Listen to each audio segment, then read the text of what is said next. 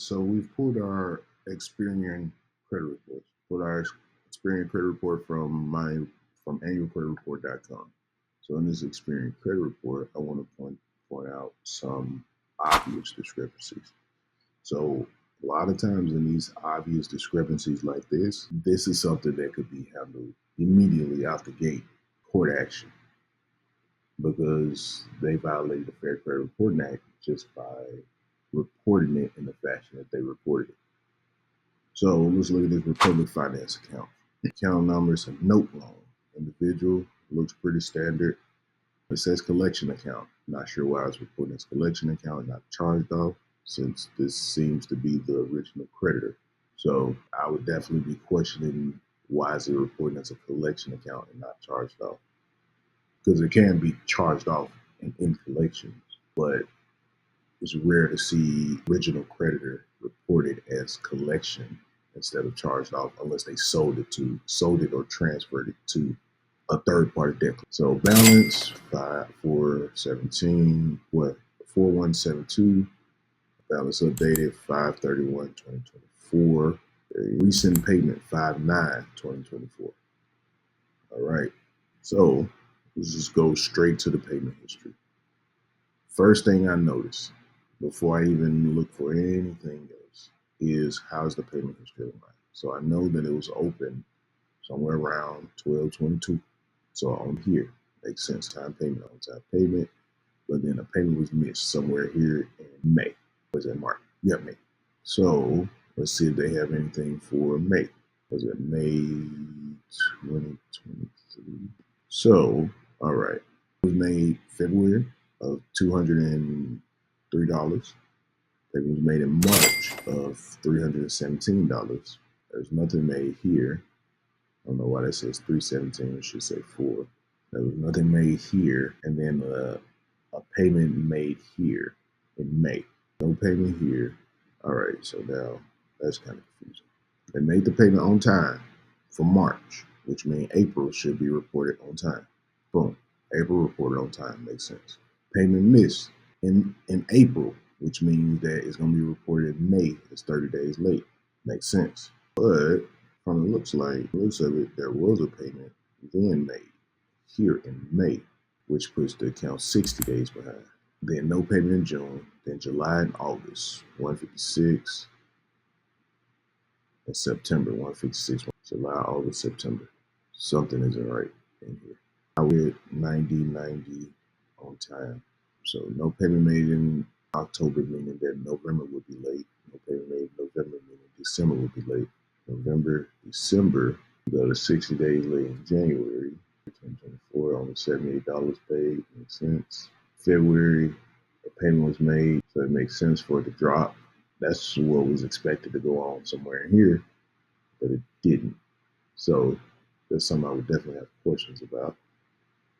So it dropped down to 30 days late, but then all of a sudden it jumps to 120 days. That doesn't make sense. No way, no shape, no. Go from 30 to 120, then to collection. So off the rip, that can be disputed as inaccurate, because point blank period, even Stevie Wonder could see that that's inaccurate. 30 days.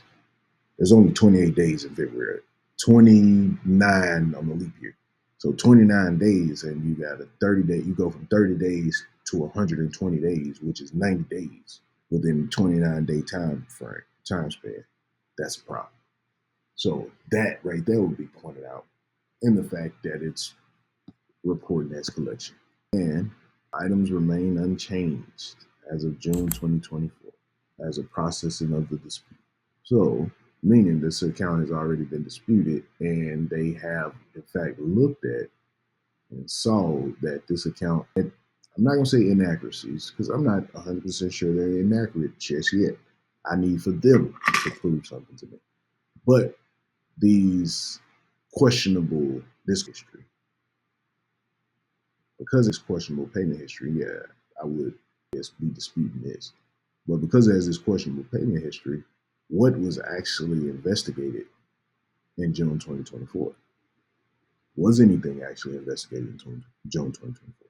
No matter what the dispute was, if I send a dispute on this account, you're supposed to make sure all the fields on this account were 100% accurate.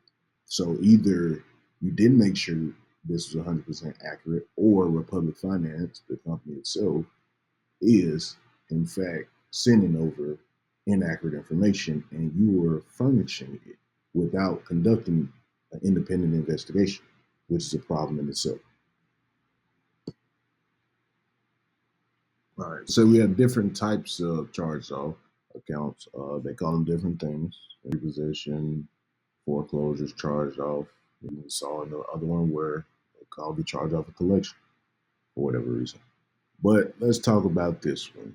This one doesn't have a lot of information because it was transferred to this company right before it was foreclosed. So, just based off the information we have, we can already see inaccuracies. So, there's no payment made on this account. So, how are we 180 days late in June, 180 days late in July, 180 days late in August?